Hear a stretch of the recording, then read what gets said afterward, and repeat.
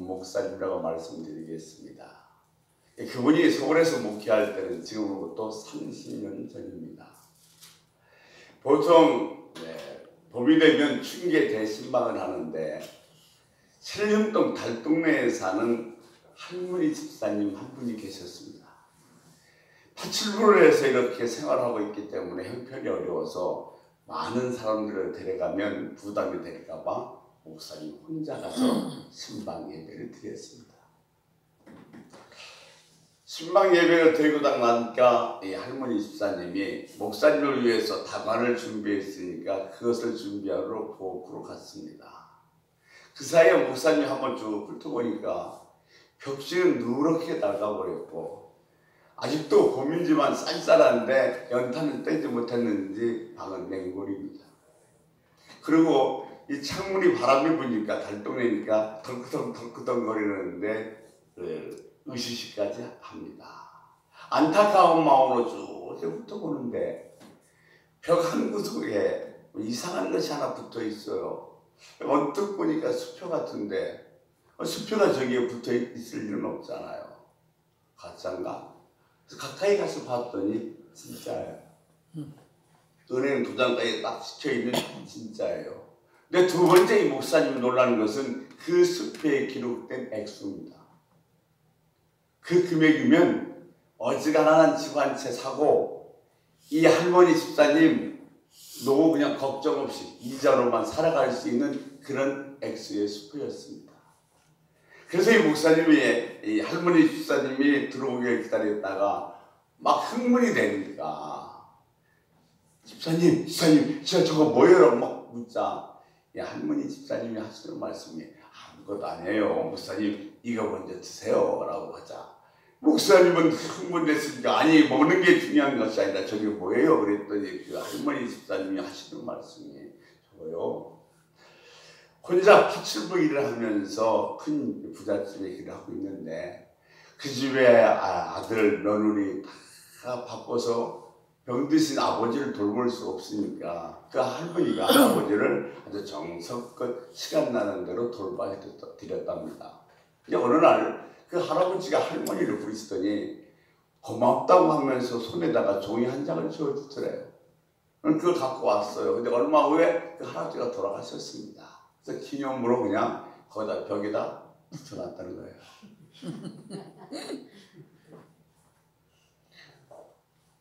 그래서 목사님이 하시는 말씀이 할머니 저건 수표예요. 그랬더니 집사님이 목사님 수표는 무슨 수표 종이 조각이죠. 그러니까 수표가 뭔지도 몰랐어요. 목사님 설명합니다. 저도님은요 집사님 집 한 채 괜찮은 거 사고요 그 은행에다 맡기면 이자로도 노후 걱정 없이 살아요. 그래서 이 할머니 집사님이 진짜요? 그러면요. 그랬더니 한동안 이 할머니 아무 말씀도 못하는 거예요. 그러면서 하는 말이 이 추운 날 연탄 한 잔 제대로 못 떼고 추위에 덜덜덜 떨었다니 엄청난 수억의 돈을 벽에다 붙여놓고 추운 겨울날 돈이 없어 연탄도 제대로 못 떼서 춥게 지냈던 거예요. 그러니까 이 할머니는 그 놀라운 수표의 가치를 몰랐던 거예요. 그는 부자였지만 가난하게 산 겁니다. 이게 누구 얘기냐면 바로 오늘 우리들의 이야기입니다.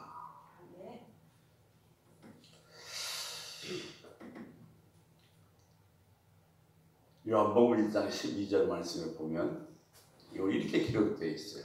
같이 한번 읽어봐요. 영접하는 자 곧 그 이름을 믿는 자들에게는 하나님의 자녀가 되는 권세를 주셨으니 우리는 하나님의 권세를 가진 사람입니다. 그런데 우리는 그 권세를 벽에다 붙여놓고 두려워하며 한숨 쉬면서 살고 있는 거예요.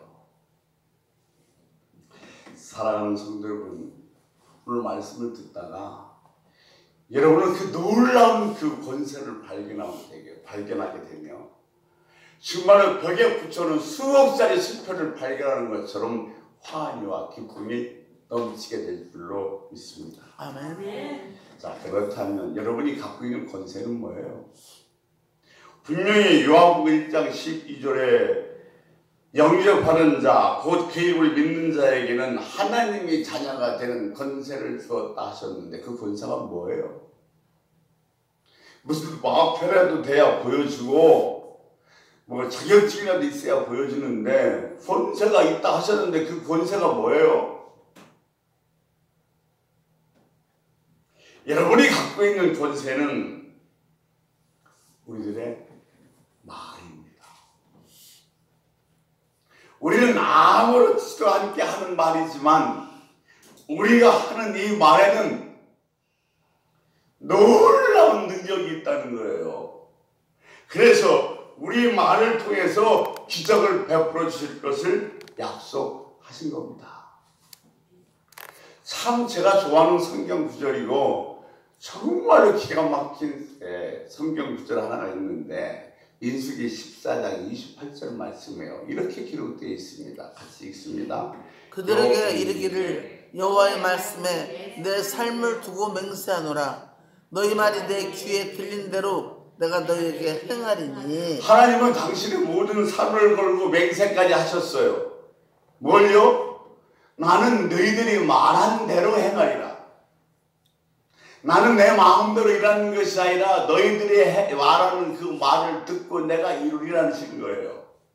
무슨 말이냐면 나는 너희들이 하는 말을 듣고 그대로 이루겠다고 각서 한 장 써주신 것이 민수기 14장 28절의 말씀이에요. 내가 말한 대로 행하여 주시겠다는 맹세고 각서가 오늘 민수기 14장 28절의 말씀입니다. 하나님은 우리들이 믿음의 말을 듣기를 원하십니다. 그리고 그 말대로 일하십니다. 이가 얼마나 놀라운 축복이에요.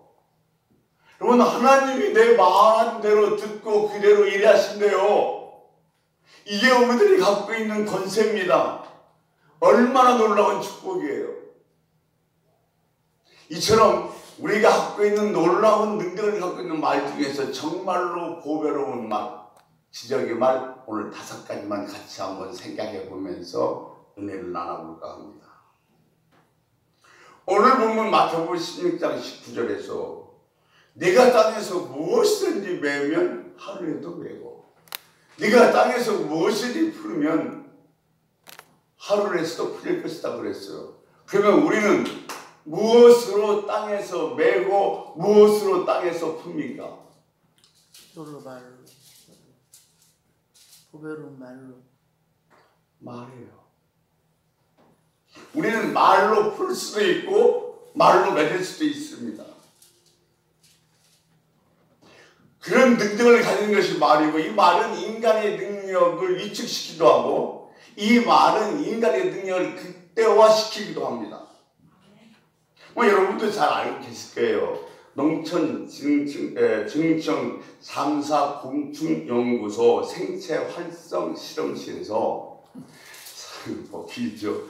4년 동안 그들이 음악이 농작물에 미치는 영향을 연구를 했습니다. 그래서 발표를 했는데 똑같은 오이인데 그냥 키운 오이하고 아름다운 음악을 들으면서 자란 오이하고는 차이가 있다는 겁니다. 보통 음악을 듣지 않고 그냥 자란 오이는 평균 150g짜리인데 음악을 듣고 자란 그 오이는 210g이 되더라는 거예요. 무슨 얘기냐면 식물도 말, 음악도 음률 있는 말입니다. 지배를 받는다는 거예요. 나무도 놓고 여러분 참 이쁘다, 잘 살 거다, 잘 될 거다, 너 참 착꽃이 잘 필 것이다 얘기하면 그 나무는 살고 아름다운 꽃을 피지만 그 나무를 저주하고 이따가 여기 있어 이렇게 놔두면 결국 그 나무는 죽어버린다는 겁니다. 왜? 나무도 말에 영향을 받기 때문에 그렇다는 거예요.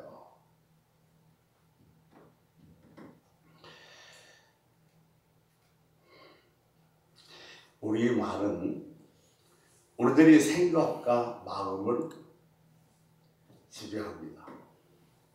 우리 마음과 생각은 마치 컴퓨터의 본체와 같습니다. 무엇을 입력하면 입력하는 그대로 나와요. 그러니까 내가 어떤 말을 하느냐, 어떤 소리를 듣느냐에 따라서 내 생각과 내 마음이 결정된다는 거예요.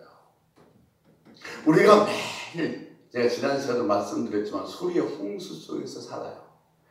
그냥 세상 뉴스, 직감 이야기, 쓸데없는 그런 이야기만 듣고 살면 결국 세속적인 사람이 될 수밖에 없습니다. 그러나 하나님 말씀을 듣고 하나님의 찬송을 듣고 살면 영적인 사람이 됩니다. 그런데 세속의 이야기도 듣고 하나님의 그 말씀도 듣고 그러면 이건 뜨겁지도 않고 차지도 않은 미직지근한 사람이 되어서 갈등과 번민하게 되는 거예요. 현대인들의 많은 갈등과 번민이 어디에 있냐면 바로 여기에 있는 거예요. 성도들의 번민과 갈등이 하나님 말씀도 듣고 세상 얘기도 듣다 보니까 마음에 갈등이 생기고 또 거기에는 행복을 가로막는 가장 큰 장애물이 되어버린 겁니다. 보세요. 그런가 하면 말은 우리 신체 조직을 지배합니다. 최근 신경계 의학과에서 뇌 속에 언어 중추신경이 있는데 이 언어 중추신경은 모든 신경을 지배한다는 거예요. 그래서 안양의 샘병원 같은 데 병원에서 뭘 하고 있냐면 언어 치료법을 하고 있어요. 약이 아니라 말로 치료하는 언어 치료법을 하고 있는데 기가 막힌 기적들이 엄청나게 일어난다는 거예요. 자, 그러면 이 보배로운 말, 기적을 일으키는 말 제일 첫 번째 말, 그것은 뭐냐면 아멘입니다. 아멘. 아멘. 자, 보세요. 고 황승환 목사님이 여러분도 아시겠습니다만 아멘 약을 주시오라는 책이 있습니다. 이제 이 황승환 박사는 시인하는 말이 얼마나 놀라운 기적을 갖고 있는지를 이미 깨닫는 거예요. 그래서 아멘 약을 주세요라는 책을 썼습니다. 세상에서 약으로 고칠 수 없는 병들이 아멘, 아멘 이것으로 고쳐진다는 얘기예요. 여러분 이 이야기를 무시하지 마십시오. 이거 절대로 웃어넘길 일이 아닙니다. 의학으로 해결할 수 없던 병들이 뭐요? 아멘, 아멘 이것으로 치료된 경우가 얼마나 많이 보고된지 모릅니다. 아멘. 이것은 하나님의 말씀을 시인하는 겁니다. 아멘. 예, 그 말씀대로 돼요. 그 말씀대로 이루어져요. 그 말씀대로 될 줄로 나는 믿습니다. 이게 바로 아멘이에요. 너무 오해를 마십시오. 제 자랑하려고 그런 거 아니에요. 우리가 하나 참 오해하는 게 있어. 교만과 자랑은 다르다고 생각합니다. 절대 그렇지 않습니다. 지금 내가 자랑하는 것은 내가 제일 좋아하는 거예요.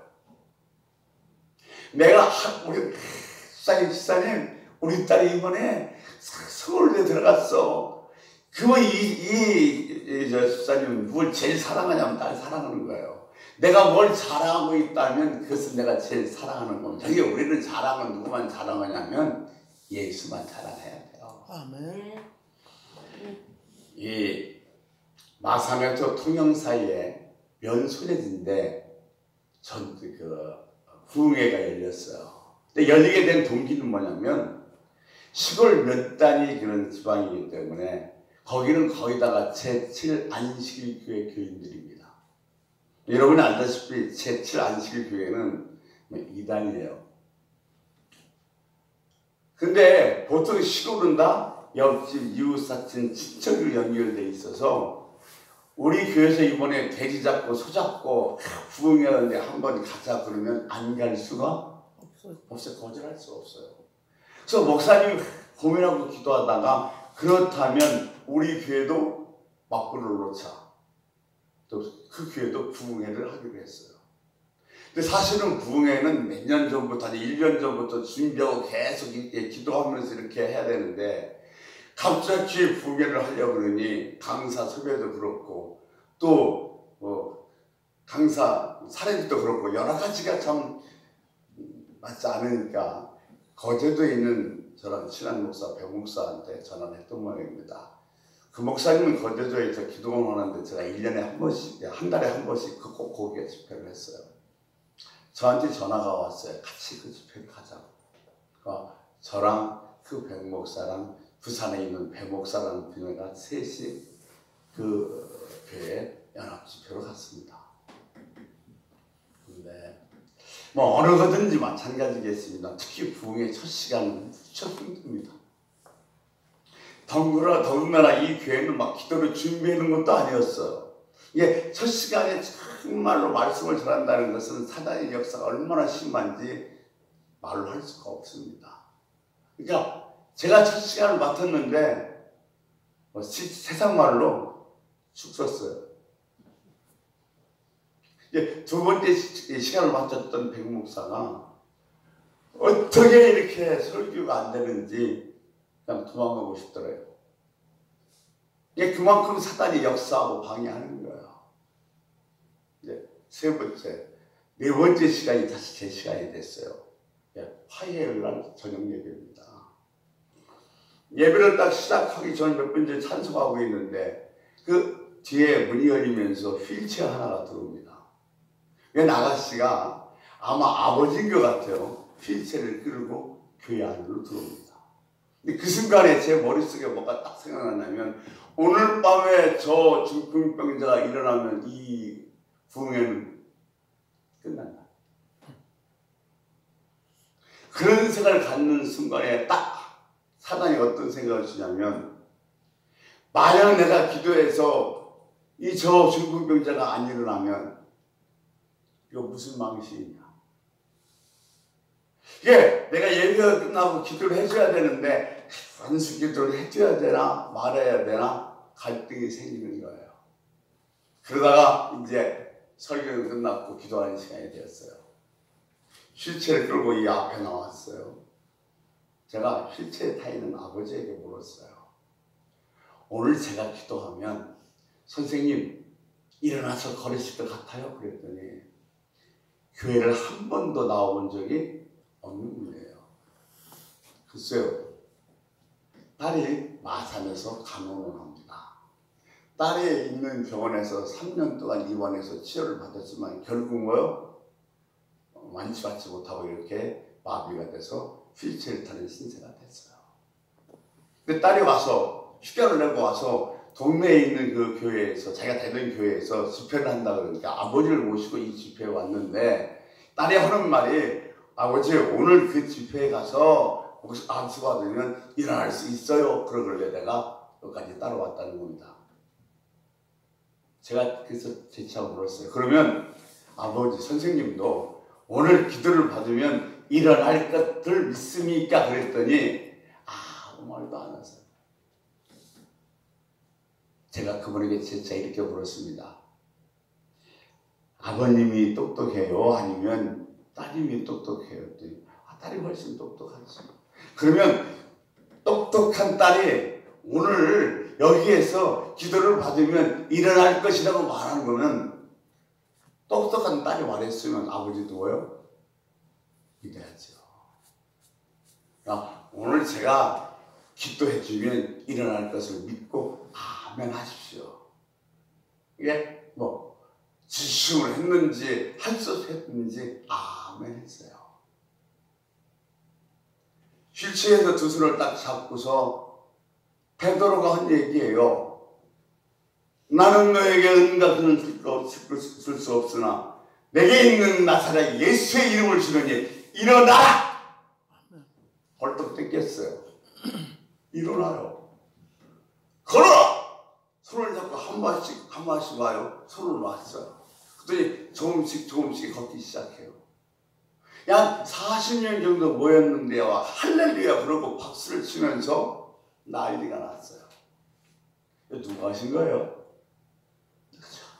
그런데 말로는 하나님이 하셨습니다. 우리 하나님께 영광의 박수 이렇게 하고 있는데 내가 속으로는 어떤 생각이 드냐면 내가 했어. 야, 내가 했어. 이 오만 교만이 결국 오늘 나를 이 모양으로 만들어 놓은 거예요.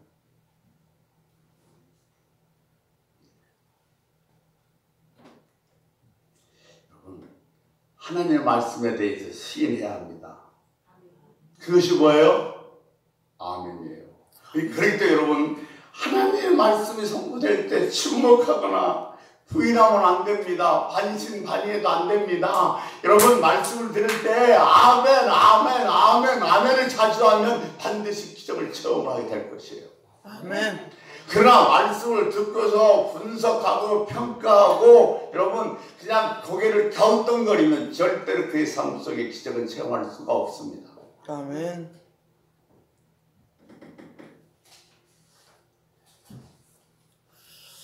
하나님의 말씀은요, 수많은 보장들이 되어 있어요.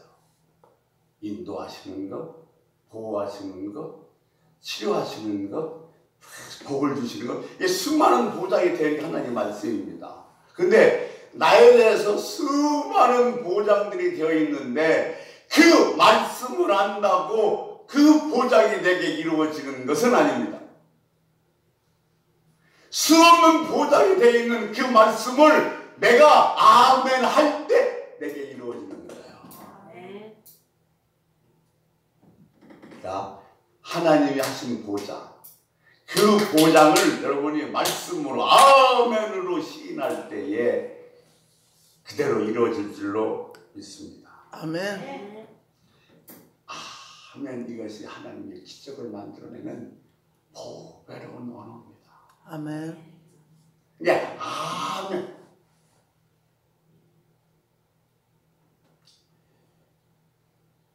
여러분, 아멘 자주 하시기 바랍니다. 아멘. 자, 두 번째 보배로운 말은 할 수 있다는 말입니다. 우리 보통 그런 얘기하죠? I can do. 할 수 있다는 말은 할 수 있는 사람을 만듭니다. 아멘. 아멘. 그러니까 할 수 있다는 말은 다른 사람에게만 할 수 있는 선물이 아니라 내게 주는 정말 귀한 선물입니다. 그러니까 여러분 내게 줄 수 있는 최고의 선물은 뭐냐면 뭐예요? 나는 할 수 있다. 나는 할 수 있다. 왜냐하면 이 나는 할 수 있다는 말을 내게 계속 들려줌으로 말미암아 나는 할 수 있는 사람이 되었습니다. 저는 이렇게 얘기해요. 우리 보통 사랑한다고 그러죠. 아들이 됐든 남편이 됐든 또 아내가 됐든 사랑한다. 이 사랑한다는 말을 또 다른 말로 바꿔서 얘기한다면 할 수 있다는 이야기입니다.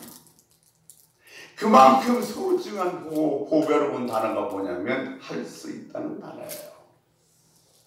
로마서 7장 21절에서 23절에 보면 사도 바울은 내 마음속엔 하나님의 율법을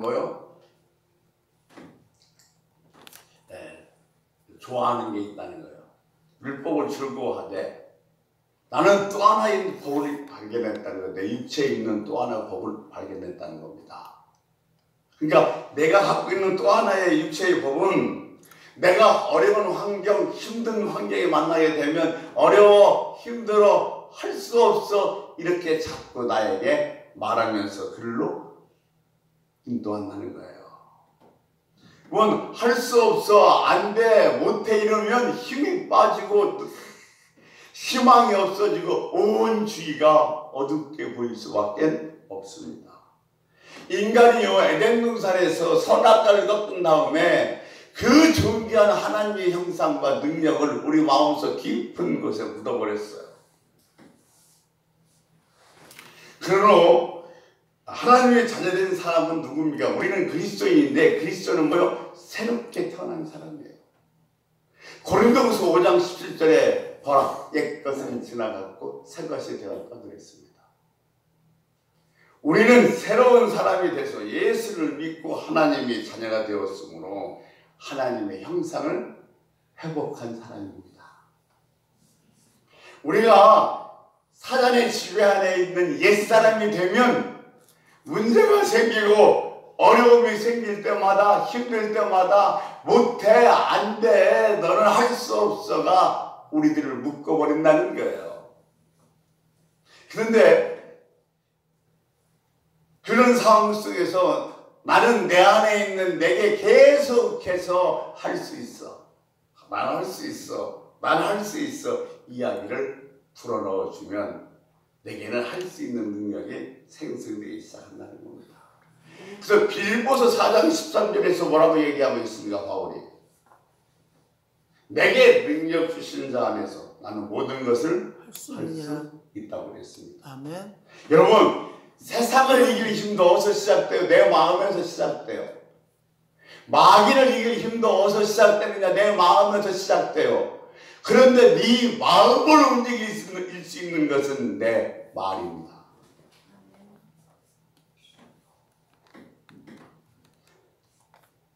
근데 안 된다, 못 된다 이 말은 내 안에서 불안하고 불행하게 만들고 결국 나를 불행하는 사람, 안 되는 사람으로 만들어버리고 맙니다. 여러분 안 돼, 못해, 할 수 없어 이 말은 내 영혼을 죽이고 내 미래를 꺾어버리는 살인적인 말입니다. 정말 우리가 해서는 안 되는 말이에요. 못할 건 안 돼. 아 이번엔 떨어졌어. 나는 할 수 없어. 이건 내 미래를 꺾어버리는 포기하게 만드는 살인적인 말이에요. 내 안에는요, 내 안에 있는 나는 끊임없이 무엇을 기다리고 있냐면 할 수 있다는 말을 기다리고 있어요. 제발 너 그러지 말고 나에게 할 수 있다는 말 좀 불어넣어줘. 왜? 내 안에는 할 수 있는 능력이 있어. 네가 말만 불어넣어주면 돼 하면서 기다리고 있다는 사실을 우리 결코 잊지 마십시오. 아멘. 두려움이 엄습해 올 때마다, 문제가 생길 때마다, 힘들 때마다 우리는 외쳐야 돼요. 나는 할 수 있다. 나는 할 수 있다. 왜? 하나님이 하시니까. 아멘. 아멘. 여러분 할 수 있다 말하기 시작하면 내 마음속에서 할 수 있는 능력이 넘쳐나기 시작합니다. 꼭 기억하십시오. 아멘. 그래서 매일 여러분 스스로에게 불어넣어 주십시오. 나는 뭐든지 할 수 있다. 할렐루야. 아멘. 세 번째 보배로운 말은 될 것이라는 말입니다. 될 것이다. 여러분 창세기 12장 2절 말씀에 보면 하나님께서 아브라함에게 이렇게 말씀하세요. 내가 너를 큰 민족을 이루고 자, 너의 이름을 창대케 하고 너는 복이 될 것이다 그랬어요. 이 말은 무슨 말이냐면 너는 큰 민족을 이루게 될 것이고 너는 내 이름이 존귀하게 될 것이고 너는 복의 근원이 될 것이다. 그러니까 하나님께서 아브라함에게 주신 말씀은 될 것이라는 말씀이었습니다. 너는 될 것이야. 이 메시지 주고 계신 거예요. 요한복음 1장 40절에서 42절 말씀에 보면 안드레가 베드로를 데리고 왔어요. 그때 주님께서 뭐라고 말씀하세요? 너는 요한의 아들 시몬 흔들길 갈 때야 장차 게바를 할 것이다. 너는 장차 뭐요? 게바 베드로가 될 것이라는 거예요. 결국 주님께서는 갈대와 같은 베드로를 반석 같은 믿음의 소유자로 만드셨습니다. 우리가 보통 사람들한테 세상에서 제일 천재가 누구라고 물어보면 거의 많은 사람들이 아인슈타인을 얘기합니다. 선택성 원리를 발견한. 근데 그는 4살까지 말도 제대로 하지 못했습니다. 초등학교에 가서는 공부를 못한다고 얼마나 많은 부끄러움을 들었는지 모릅니다.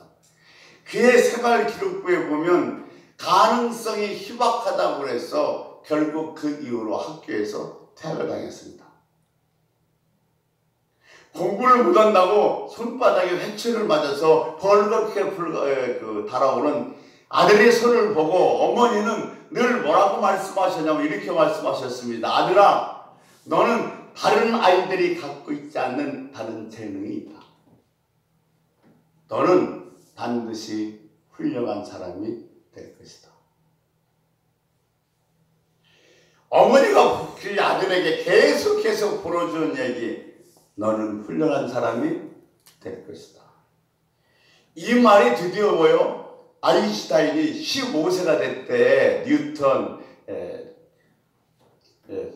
소피노자의 그런 책을 읽을 정도로 변했고, 상대성 원리를 발견하는 세계 최고의 천재로 만들었던 겁니다. 뭐가? 어머니가 끊임없이 자기 아들에게 부어 넣어준 이야기.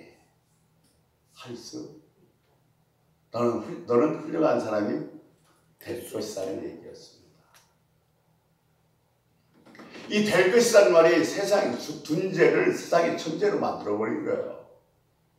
여러분 잘 알고 계시는 조지 밀러는 목사는 5만 번의 응답을 받았고 3,000명의 고아를 돌본 고아의 아버지입니다. 그런데 그 청소년 시절은 아주 동네에서 심각한 불량 소년이었어요. 아버지의 돈을 훔치고 거짓말을 일삼고 유흥가와 경찰서를 제집 들락거리듯이 들락거리다가 드디어 교도소까지 가게 됩니다. 그가 와서 어떻게 새로운 삶을 살려보고 노력하는데 잘 안 되니까 어느 날 목사님을 찾아서 상담을 했습니다. 그런데 목사님과 상담하면서 목사님이 했던 딱 한마디가 이 조지 밀러의 인생을 바꿔버렸어요. 목사님이 뭐라고 말씀하시냐면 이렇게 말씀하셨습니다. 조지 밀러, 나쁜 버릇은 하루아침에 고칠 수는 없단다. 그러나 하나님은 선택한 백성은 절대로 버리지 않는다. 아멘.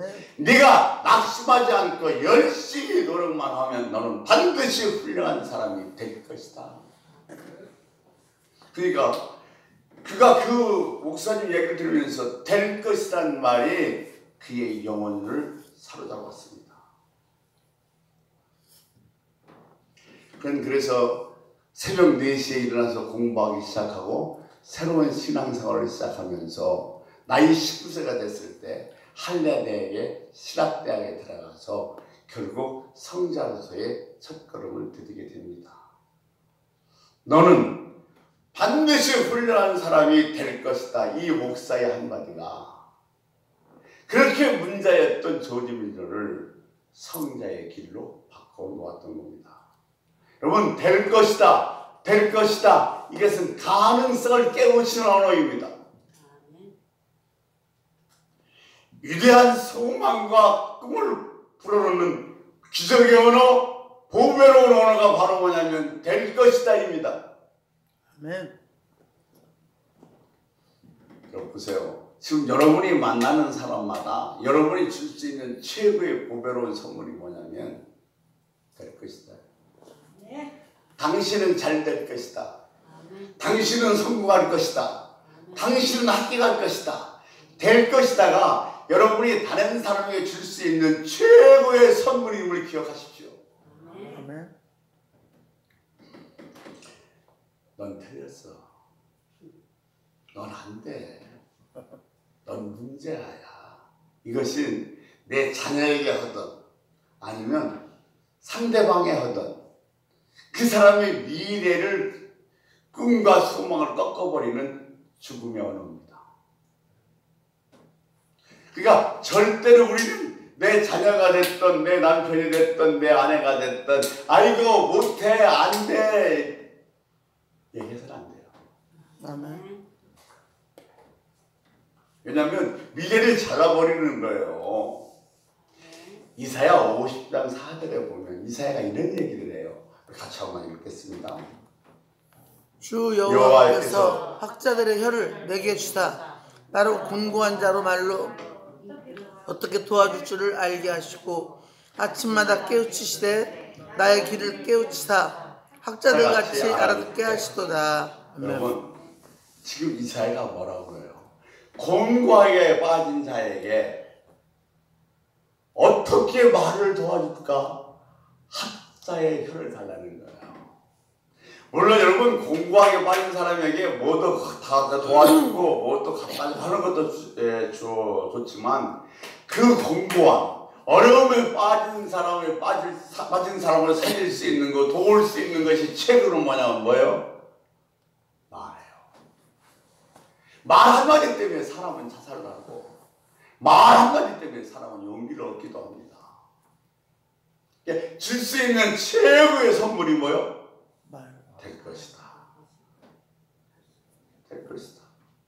그러니까 이 행복을 만드는 사람은 다른 사람들에게 이 될 것이라는 언어를 계속해서 해줍니다. 아멘? 아멘. 될 것이다. 안 된다. 이런 언어를 하지 마세요. 자, 네 번째 보배로운 말은 인정하는 말이에요. 즉 칭찬하는 말이에요. 칭찬. 우리가 그런 얘기하죠. 칭찬은 고래도 춤을 추게 한다. 그 사람을 인정해주면 그 사람은요 정말로 잘할 수 있어요. 우리가 창세기 1장을 뭐라고 얘기하냐면 창조장이라고 얘기해요. 근데 개혁적 성경에는 하나님이 천지를 창조하시고 동물과 식물을 창조하시고 또 사람을 창조하시고 다 창조하시고 돼 있어요. 근데 개혁 성경에는 천지는 창조하고 아니면 공중의 새와 동물을 만들고 사람을 만들고 이렇게 돼 있어요. 왜냐하면 이제 개혁제에 그렇게 쓰다가 보니까 개혁 후에는 언어에는 다 창조가 아니라 다른 말로 돼 있기에 이 천지창조만 창조를 해놓고 나머지는 만드시고 그랬는데 사실은 다 달라요. 하나님께서 천지를 창조했을 때는 뭐냐면 바라라는 단어를 썼어요. 히브리어로. 이건 뭐냐면 무에서 유를 창조한 거예요. 아무것도 없는 데에서 만든 거예요. 두 번째, 창세기 2장 19장에 보면 흙으로 또 각종 짐승을 만들고 그랬어요. 이것은 뭐냐면 변형 창조예요. 아사입니다. 아사. 우리가 나무를 가지고 이런 책상과 의자를 만드는 건 뭐요? 변형 창조라고 그래요. 흙을 가지고 뭐요? 변형해서 짐승과 새들을 만드셨어요. 그리고 창세기 2장 7절에 보면 흙으로 사람을 만드셨어요. 여기는 야차들입니다. 야차들은 모방 창조예요. 들짐승과 이런 새들을 만들 땐 변형 창조. 하나님이 우리 사람을 만들 땐 모방 창조. 뭘 모방해서 만들었다는 거예요? 하나님을. 근데 하나님이 외면이 아니라 하나님의 내면을 모방해서 만들었다는 겁니다. 그러니까 우리는 하나님의 존귀하고 정말 귀한 성품을 가진 존귀한 존재입니다. 그러니까 우리가 다른 사람을 인정한 것은 그 사람이 많이 배우고 똑똑하고 잘나서 그런 것이 아니라 당신도 하나님의 그 귀한 성품을 갖고 있기 때문에 인정하는 거예요. 사실은 그렇지 않는데 좀 좋게 얘기해 주는 것이 아니라 당신은 하나님의 성품을 갖고 만들었기 때문에 존귀한 자라고 인정해 주는 겁니다. 사람은요 인정하는 말을 들을 때 뭐요? 힘이 생기고 능력이 생기고 새롭게 변화되기 시작하는 겁니다. 무시당할 때 사람은 절망하고 분노하게 되어 있습니다. 사람은 누구나 다 인정받기를 원해요. 인정받을 때에 자신감이 생기고 자존감이 올라가게 되어 있는 거 빛이 되는 겁니다. 여러분 보세요. 서로 다 가정에 있든 직장에 있어도 뭐 이웃이든 다 뭘 해야 돼요? 인정해야 돼요. 하나님이 존귀한 성품을 가진 사람으로 여러분 다 인정해야 됩니다. 설문조사에 조사했어요. 자녀들이 부모의 말에 가장 상처를 받는 말이 뭐냐 그랬더니 제일 많이 나오는 말이 넌 도대체 잘하는 게 뭐냐. 자식에게 부모가 이 말을 할 때 자녀들이 제일 상처를 받는데, 반대로 부모들이 자식이 할 말 중에서 가장 상처를 받는 말이 뭐냐 그랬더니 엄마가 해준 게 뭐 있어. 제일 상처받는데요. 그럼 반대로 자녀가 부모에게서 인정받는 최고의 말이 뭐냐 그랬더니 나는 세상에서 내가 제일 소중하다. 그 말을 받을 때 내가 정말로 인정받는 것 같아서 좋대요. 그러면 부모가 자식에게 인정받는 최고의 말은 뭐냐면 나는 부모님을 존경합니다. 그 말 들을 때 정말로 내 자녀가 나를 존경한다는 그런 것 같다는 대답이 제일 많았다고 합니다. 그러면 반대로 남편이 아내에게 인정받는 최고의 그 말이 뭐냐 그랬더니 많은 사람들이 뭐라고 대답하다면 이렇게 대답했어요. 당신이 최고입니다. 네, 남자들은 다 당신이 최고입니다 하는 걸 좋아한대요. 반대로 아내들은 남편이 어떤 말을 해줄 때 가장 나를 인정을 하는 것 같고 좋아하냐면 나는 당신이 만난 게 가장 큰 축복이야. 이 말 들을 때 제일 남편이 인정하는 것 같아서 행복하답니다. 보세요. 사키오가 얼마나 구두쇠입니까? 그런데 자기 재산 절반을 가난한 사람에게 나눠주고 토색한 것이 있으면 네 입에 하나 갖겠다고 그랬어요. 왜 그랬어요? 예수님이 딱 한마디예요. 나는 오늘 네 집에 유하여야 되겠다. 다른 사람들은 다 삭개오 매국노 구두쇠로 해서 뭐요? 무시했어요. 근데 내가 오늘 너희 집에 유하야겠다 이 말은 무슨 얘기예요? 나는 너를 무시하지 않겠다는 얘기예요. 그 말에 삭개오에게 엄청난 변화가 일어난다는 겁니다. 여러분 인정하는 말의 반대말은 무시하는 말이에요. 근데 성경에서 뭐라고 얘기하면 무시하는 말에는 반드시 형벌이 따른다고 그랬어요. 그러니까 우리는 그냥 별 의도 없이 무시하는데 그 무시하는 말에는 형벌이 따른다는 사실을 우리 성경에서 기록하고 있습니다. 마태복음 5장 21절 22절의 말씀에 보면 형제에게 노하는 자는 심판을 받고 형제에게 나가라 하는 자는 공회에 잡혀가고 형제에게 미련한 놈이다 하는 자는 지옥불에 들어간다고 그랬어요. 멍청하다, 미련하다, 이 무시하는 언어는 살인 언어임을 기억하십시오. 지옥불에 들어가는 언어입니다. 우리는 사람을 그대로 받아들여야 돼요. 옆에 있는 사람을 왜 우리는 인정하고 존귀하게 생각해야 되냐면 그는 하나님의 형상을 닮아서 만들어진 사람입니다. 두 번째, 예수님께는 그 사람을 위해서 죽도록 사랑했습니다. 주님이 죽기까지 사랑하는 사람이 지금 내 옆에 있는 사람이에요. 그래서 우리는 그 사람을 존귀하게 여겨야 된다는 겁니다. 절대로 무시해서는 안 됩니다. 그러므로 인정하는 말이 필요합니다. 자, 이제 마지막 5번째 보배로운 말은 격려하는 말입니다. 우리가 인정할 때 비로소 행복을 느끼고 변화가 일어나는데 격려의 말은 엘리야가 갈멜산에서 850대의 싸움을 하고 승리를 했습니다. 근데 이세벨이 내일 내가 너를 죽이겠다는 그 말에 겁을 먹고 도망치기 시작합니다. 그래서 노된 나무에 엎드려져서 나를 죽이세요 할 때 하나님께서 이 엘리야에게 사자를 보냈습니다. 그리고 뭐라고 말씀하시냐면 열왕기상 19장 10절에 보면 여호와의 사자가 또다시 와서 어루만지시며 이르되 일어나서 먹으라. 내가 갈 길을 다 가지 못할까 하노라 하시는지라. 여러분, 그래서 그걸 먹고 40자를 걸어서 호렙산에 이르렀습니다. 우리가 지치고 곤고할 때 하나님께서 우리를 뭐예요? 격려하십니다. 성경에 보면 지치고 힘들고 어려운 사람들을 하나님께서 얼마나 격려했는지 그 얘기를 가득합니다.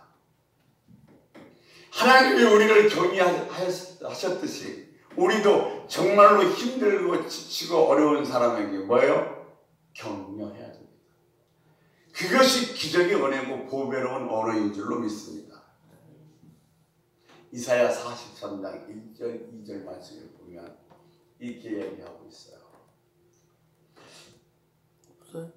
너는 두려워 말라.